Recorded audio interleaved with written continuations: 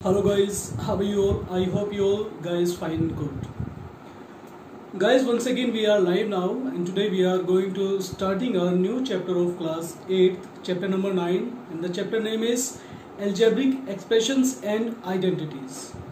एक बार फिर से दोस्तों आपका स्वागत है अपने YouTube channel math study with Shanu में, जिसमें हम आपके लिए लेकर के आते हैं मैथ से रिलेटेड कुछ अच्छी वीडियो जो आपके पास में आपको जो प्रॉब्लम्स आती है, जैसे आप ऑफलाइन क्लासेस को अटेंड करते हैं, ट्यूशन या कोचिंग लेते हैं, सेम उसी तरह से हमने आपके लिए इस चैनल को बनाया है। और इसमें हम आपके लिए आपकी जितनी भी प्रॉब्लम्स आती है, ये चैनल आपके लिए 5th क्लास से लेकर के 12th क्लास के लिए बनाया गया है। तो जितने भी स्टूडेंट्स मैथ्स में प्रॉब्लम को फेस करते हैं उनके लिए ये चैनल बहुत ही बेनिफिशियल होने वाला है। तो आप हमारे साथ बने रहिएगा। और आज हम इसमें डिस्कस करने वाले हैं आपका 8th क्लास का चैप्टर नंबर 9 है, जिसमें आपको दिया गया है अलजेब्रिक एक्सप्रेशंस एंड आइडेंटिटीज। तो चलिए आज की इस वीडियो को शुरू करते हैं और हम देखते हैं कि आज हम इसमें क्या नया सीखने वाले हैं। चलिए शुरू करते हैं।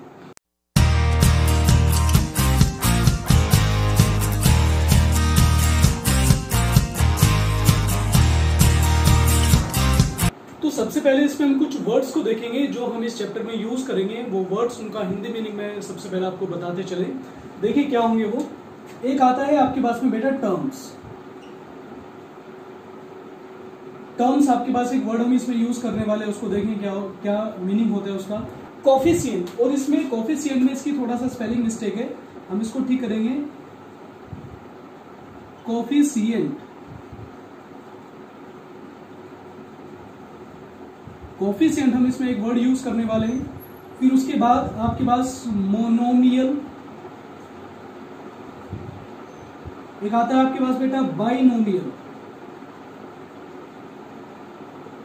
एक होता है आपके पास ट्राइनोमियल,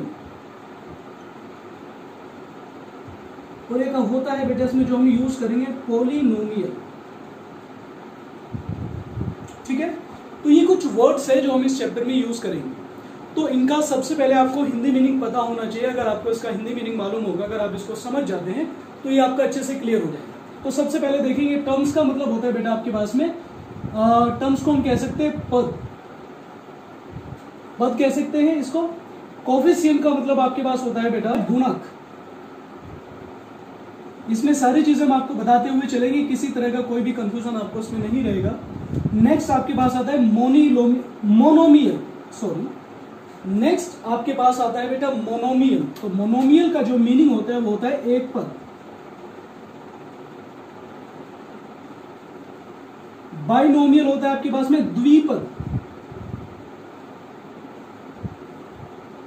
ट्राइनोमियल मीनिंग होता है आपके पास में त्रिपद। और पॉलिनोमियल आपके पास होता है बहुपद। ठीक है, तो ये आपके पास कुछ वर्ड्स है जिनका मीनिंग आपके सामने लिखा गया है। टर्म्स मीन्स पद होता है, या फिर इसको हम लोग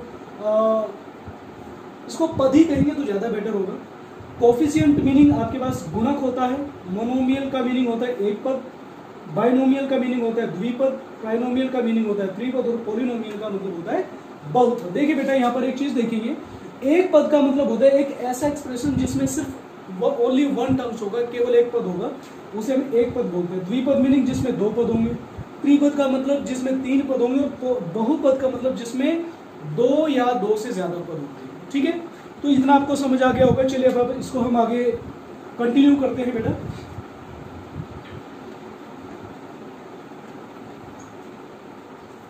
देखिए सबसे पहले हम डिस्कस करेंगे बेटा monomial.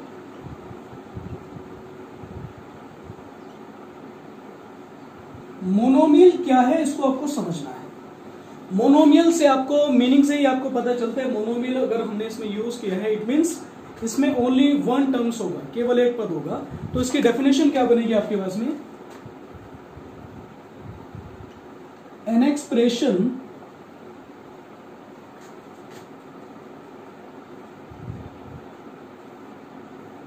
that have only one terms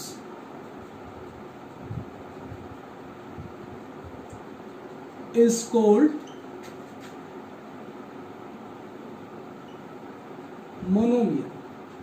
ठीक है, मतलब एक ऐसा टर्म्स आपके पास, एक ऐसा एक्सप्रेशन जिसमें ओनली वन टर्म्स होगा, केवल एक पद होगा, उसे हम लोग मोनोमियल या फिर एक पद कहते हैं। एग्जाम्पल आपके पास हो सकते हैं बेटा इसमें, जैसे मैं आपके सामने लिखूं 2x 3y या फिर आपके पास 4xy। तो ये जो आपको एग्जाम्पल दिया है, 2x आपके पास ये भी वन पद है, 3y आपके पास ये भी एक पद है, और 4xy ये भी आपके पास में एक पद है, ओनली वन टर्म्स है। अब आप इसमें कह सकते हैं कि सर इसमें तो 1 2 3 ये तो 3 पद में आपको दिखाई दे रहा है, बट यहाँ पर आपको एक चीज ये रखना है बेटा, कोई भी टर्म्स तब तक मोनोमियल, बाइनोमियल, ट्राइनोमियल या फिर पॉलिनोमियल नहीं होगी जब तक उसमें कुछ ऐड या सब्ट्रैक्ट नहीं किया जाएगा। अंडरस्टैंड? एक बार फिर से सुन लीजिए, कोई भी कोफिशिएंट या कोई भी आपके पास में एक्सप्रेशंस तब तक चेंज नहीं होगा जब तक हम उसमें कोई भी टर्म्स को ऐड या फिर सब्ट्रैक्ट नहीं करते। अंडरस्टैंड? तो ये आपके पास में मोनोमियल का एक एग्जाम्पल है, समझ में आता है। नेक्स्ट अब हम देखते हैं बेटा बाइनोमियल।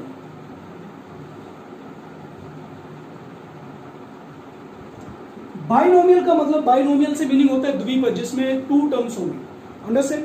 तो टू टर्म्स से मतलब, इसके जो टू टर्म्स से मतलब है बेटा, इसकी जो डेफिनेशन बनेगी वो बनेगी, an expression that have only two terms is called binomial. सबकी डेफिनेशन बिल्कुल सेम है, सिर्फ आपको उसको लर्न करना है। अगर आपको एक लर्न हो गया तो आप इसमें इजीली सभी को लर्न कर सकते हैं, आपको सब कुछ समझ में आ जाएगा। ठीक है, चलिए देखते हैं। तो इसकी डेफिनेशन आपके पास हो जाएगी, an expression that have only two terms is called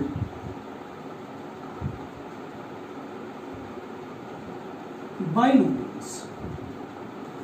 एक ऐसा एक्सप्रेशंस जिसमें ओनली टू टर्म्स होगा, सिर्फ उसमें दो पद होंगे, that is called the binomial, या फिर हम उसको द्विपद भी कह सकते हैं। ठीक है, फॉर एग्जाम्पल आप इसमें देख लीजिए, आपके पास अगर मैं यहाँ पर एग्जाम्पल आपको देने की दूं तो आपके पास हो जाएगा 2x प्लस का 3, 4y माइनस का 3, या फिर हम इसमें कह सकते हैं 2xy माइनस 4। तो देखिए यहाँ पर आपके पास एक वन टर्म्स ये है और वन टर्म्स ये, इनको दोनों को रिलेट किया गया है एडिशन के थ्रू। ठीक है, जैसा कि मैंने आपको अभी बताया था कि जब तक किसी भी टर्म्स में कोई भी अदर टर्म्स उसमें ऐड या सब्ट्रैक्ट नहीं की जाएगी तब तक वो चेंज नहीं होगा। अंडरस्टैंड? तो यहाँ पे आप देख सकते हैं, an expressions that have only two terms is called binomial. Means आपके पास में ये एग्जांपल है बेटा, द्विपद का ये आपके पास एक एग्जांपल है, तो आप इसको बड़े ध्यान से समझ लीजिए। ठीक है ना, आगे चलते हैं।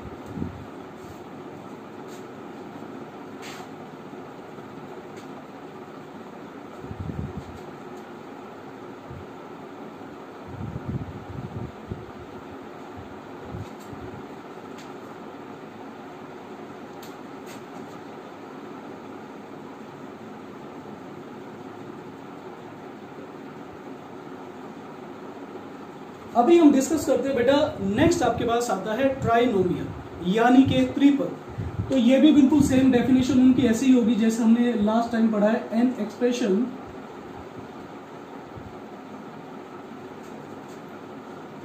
दैट हैव, या हम इसको कहेंगे ओनली मतलब है इसमें, that have three terms is called trinomial।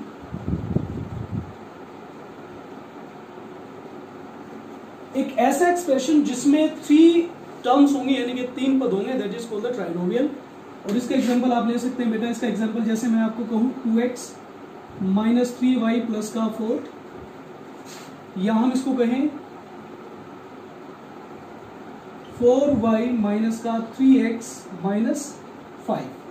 तो 1 2 3 यहां पर आपके पास में थ्री टर्म्स है। इसी तरह से नेक्स्ट एग्जांपल में अगर हम देखें तो इसमें 4y माइनस का 3x और माइनस के 5, तो इसमें भी आपके पास थ्री टर्म्स है, that is called the trinomial. ये आपके पास में त्रिपद हो जाता है। ठीक है, बट अब यहाँ पे जो हम डिस्कस करने वाले हैं वो बहुत ही ज्यादा इंपॉर्टेंट है, जो इस चैप्टर का पूरा बेस है। ये इस चैप्टर का जो पूरा फोकस जिसके ऊपर किया गया है वो है आपके पास में पॉलिनोमियल।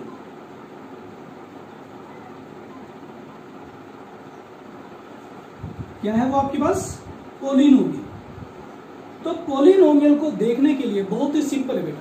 आपको मोनोमियल का पता चल गया, आपको बाइनोमियल मालूम हो गया, आपको ट्राइनोमियल भी पता चल गया। अभी हम यहाँ डिस्कस करते हैं पॉलिनोमियल। अगर हम पॉलिनोमियल का हिंदी मीनिंग देखते हैं तो उसका मतलब होता है बहुपद, यानी कि बहुपद जिसमें दो या दो से ज्यादा पद होते हैं उसे हम बहुपद बोलते हैं। ठीक है, तो इसकी डेफिनेशन क्या होगी और उसका एग्जांपल आपके पास क्या होगा, उस चीज को हम यहाँ पर डिस्कस करने वाले। चलिए देखते हैं कि क्या मतलब है पॉलिनोमियल का और उसका एग्जाम्पल क्या है। ठीक है, तो पॉलिनोमियल को देखने के लिए हमें इसकी डेफिनेशन को थोड़ा सा देखना पड़ेगा। An expression that containing two or more than with non-zero coefficient with variable having non-negative components is called polynomial. That means आपके पास polynomial का मतलब क्या होगा कि एक ऐसा एक्सप्रेशन, एक ऐसी समीकरण जिसमें दो या दो से ज्यादा पद होंगे और उसमें कोई भी जीरो कोफिशिएंट नहीं होगा और साथ ही साथ उसमें जो हम वेरिएबल लेंगे तो उनकी जो पावर होगी वो नेगेटिव नहीं होनी चाहिए। ऐसी इक्वेशन को या फिर ऐसी हम लोग एक्सप्रेशन को पॉलिनोमियल कहते हैं। ठीक है, चलिए इसके एग्जांपल को देख लेते हैं। एग्जांपल इसका क्या होगा?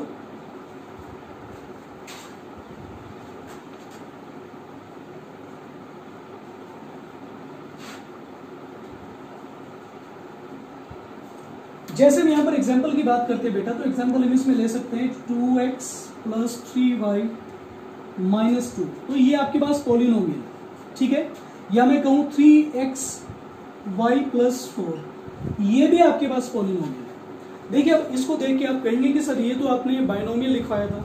तो बेटा अगर हम पॉलिनोमियल की डेफिनेशन को देखते हैं उसमें उसने कहा है an expression that having two or more then, यानी कि या तो उसमें दो पद होंगे या फिर उसमें दो से ज्यादा पद होंगे। दूसरी कंडीशन उसमें यह बनेगी कि उसमें कोई भी कोफिशिएंट जीरो नहीं होगा, यानी कि नॉन जीरो होगा। नॉन जीरो से मतलब वो जीरो नहीं होगा। ठीक है, तो ऐसा एक्सप्रेशन आपके पास में पॉलिनोमियल एक्सप्रेशन कहलाएगा।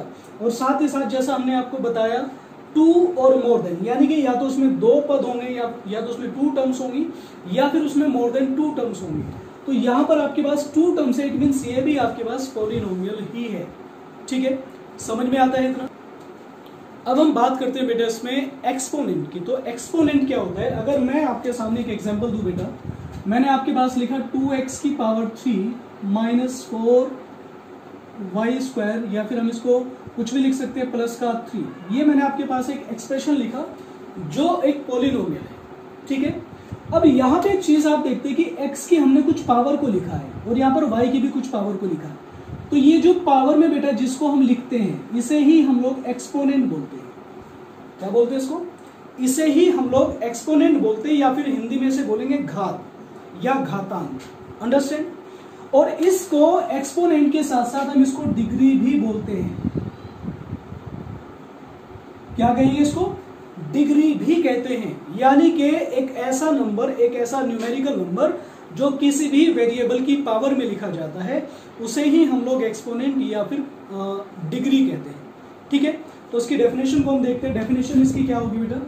डेफिनेशन इसकी हो जाएगी, आप इसमें देखिएगा तो डेफिनेशन होगी इसकी बेटा, N exponent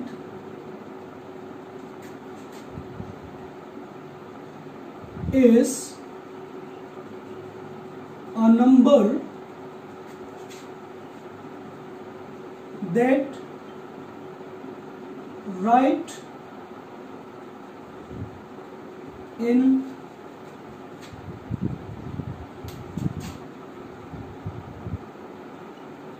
above and in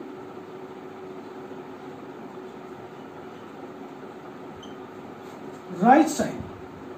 ठीक है, exponent is a number that right in above and in right side, जो किसी भी वेरिएबल की अबाव में यानी कि उसके ऊपर राइट साइड में लिखा जाता है, that is called the exponent या फिर हम उसे डिग्री भी कह सकते हैं।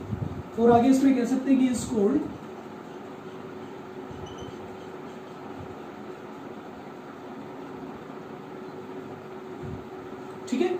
तो ये आपके पास में एक डेफिनेशन हो जाएगा एक्सपोनेंट का। अब इसमें एग्जांपल आप ले सकते हैं, जैसे आपको ऊपर भी दिया गया है, मैं आपके सामने लिखूं 3x² माइनस का 2x प्लस का सॉरी y तो नहीं आएगा, यहाँ पर आप 3 कर सकते हैं। तो ये जो आपके सामने लिखा हुआ है इसे ही हम लोग एक्सपोनेंट या फिर डिग्री कहते हैं। इतनी बात समझ में आती है? चलिए अब इसमें आगे कुछ देखते हैं बेटा। Let's talking our new topic is like terms and unlike terms. अब इसमें हम एक नया टॉपिक लेकर के आए बेटा। इसमें आपको देखना है कि लाइक टर्म्स किसको बोलते हैं और अनलाइक टर्म्स किसको बोलते हैं। ठीक है, तो लाइक टर्म्स से मतलब ये है कि बेटा अगर आप कोई भी एक्सप्रेशन लेते हैं जिसमें आपके पास 1 और मोर देन 2 टर्म्स है, वैसे तो 1 टर्म से हम इसमें लेकर के चलते हैं, उसमें आपको वेरिएबल की पावर सेम होना चाहिए और दूसरी कंडीशन उसमें सेम तो लेटर होना चाहिए, सेम उसमें वेरिएबल होना चाहिए, तो उसे हम लोग लाइक टर्म्स बोलते हैं और उसकी पावर भी सेम होना चाहिए। ठीक है, तो इसकी डेफिनेशन क्या बनेगी, इसको बड़े ध्यान से देखिएगा।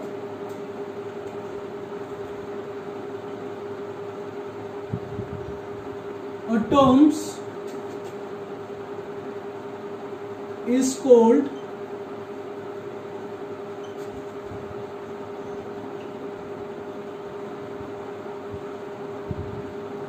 like terms that containing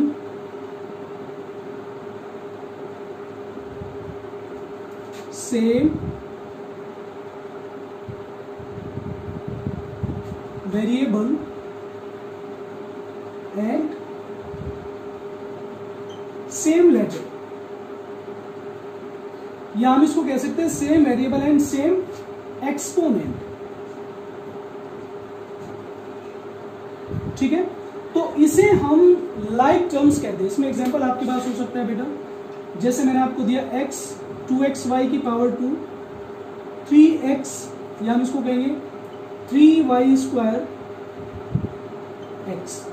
तो यहां पे आप देखते हैं, इनको देखेंगे तो आपके पास में क्या देख रहे हैं, इसमें आपके पास सेम वेरिएबल है, x भी वही है y भी वही है, दोनों की पावर भी सेम है। यहाँ पर आपके पास 2xy² है और यहाँ पर आपके पास 3y² x है। तो इसे ही हम लोग लाइक टर्म्स बोलते हैं। ठीक है, इसके जैसे क्वेश्चन बेटा इस बेस पे आपको क्वेश्चन मिलने वाले हैं आपकी एक्सरसाइज 9.1 में, और मैं इसमें कोशिश कर रहा हूँ कि इस वीडियो में आपका इस पूरे चैप्टर को हम कवर करके चले, ताकि जब आप इस वीडियो को देखेंगे तो इस वीडियो से ही आपका पूरा चैप्टर कवर हो जाए। ठीक है, अब नेक्स्ट इसमें आता है बेटा अनलाइक टर्म्स किसको बोलते हैं। अभी तो हमने लाइक टर्म्स को डिस्कस किया, अब हम करेंगे अनलाइक।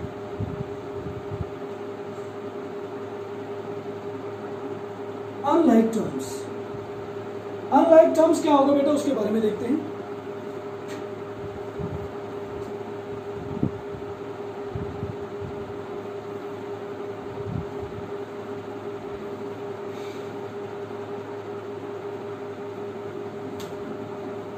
तो अभी हम डिस्कस कर रहे हैं बेटा अनलाइक टर्म्स के बारे में। तो चलिए अनलाइक टर्म्स को देखेंगे क्या होता है। ये बिल्कुल सिंपल है बेटा। यहाँ पर तो हमने क्या कहा, यहाँ पर हमने क्या पढ़ा बेटा, क्या स्टडी किया। A terms is called like terms that containing same variable, but यहाँ पे थोड़ा चेंज हो जाएगा, ये सेम की जगह बेटा आपके पास डिफरेंट आ जाएगा। क्या आ जाएगा, डिफरेंट। तो डेफिनेशन क्या बनेगा, A terms is called unlike terms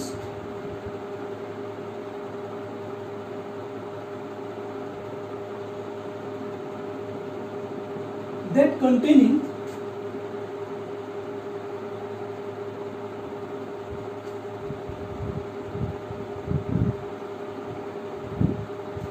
different variable, यानी कि ऐसी टर्म्स जिसमें डिफरेंट वेरिएबल होगा उसे हम लोग अनलाइक टर्म्स बोलेंगे। एग्जांपल इसमें आपके पास हो जाएगा, जैसे मैंने आपको कहा 2xy, एक मैंने ले लिया 3y, या हम इसको कहें मैंने लिया 2x और माइनस का 3, तो ये भी डिफरेंट वेरिएबल और ये अलग वेरिएबल और ये अलग वेरिएबल है। तो ये दोनों आपके पास में अनलाइक टर्म्स कहलाते हैं। इतनी बात समझ में आती है। चलिए अब आगे देखते हैं बेटा स्टूडेंट्स। अब इसमें एक लास्ट टॉपिक और रह जाता है जो हमें देखना है, वो है आपके पास आइडेंटिटीज।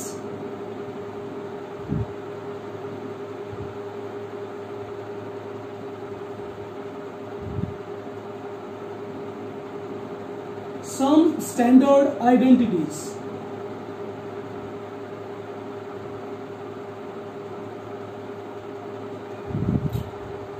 इसमें हम कुछ आइडेंटिटीज को यूज करने वाले हैं जिसको हम फॉर्मूला भी बोल सकते हैं। तो फर्स्ट आपके पास आता है बेटा, ये आपको लर्न करना है बेटा। तो एक आपके पास आएगा a प्लस बी की पावर 2, ये आपके पास आइडेंटिटीज है बेटा। तो इसका जो फॉर्मूला बनता है वो बनता है a स्क्वायर प्लस का 2ab प्लस का b स्क्वायर। ठीक है, नेक्स्ट आपके पास आता है बेटा a minus b to the power 2, तो फॉर्मूला होगा a square minus 2ab plus b square. Third है आपके पास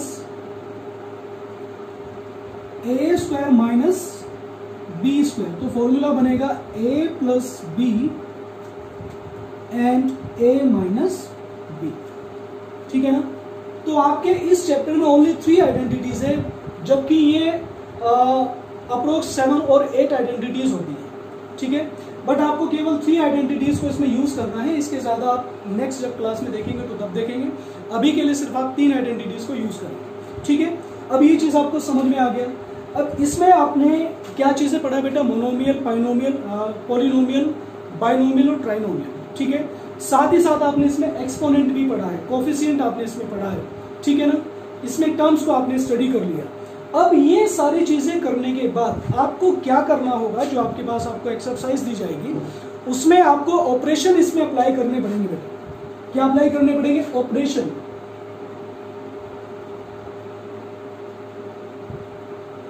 और आपको पता है ऑपरेशन आपके पास 4 टाइप्स के होते हैं। फर्स्ट है आपके पास एडिशन, सेकंड है आपके पास सब्ट्रैक्शन, थर्ड है आपके पास मल्टीप्लिकेशन,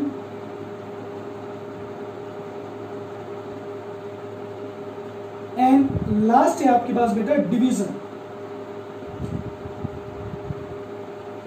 तो ये 4 टाइप के आपके पास कुछ ऑपरेशन है जो आप इसमें अप्लाई करेंगे। एक चीज आपको और याद यहां पर रखना है, कल मैंने आपको प्लस माइनस का एडिशन, सब्ट्रैक्शन और डिवीजन के बारे में बताया था, या फिर लास्ट वीडियो में आपको बताया होगा।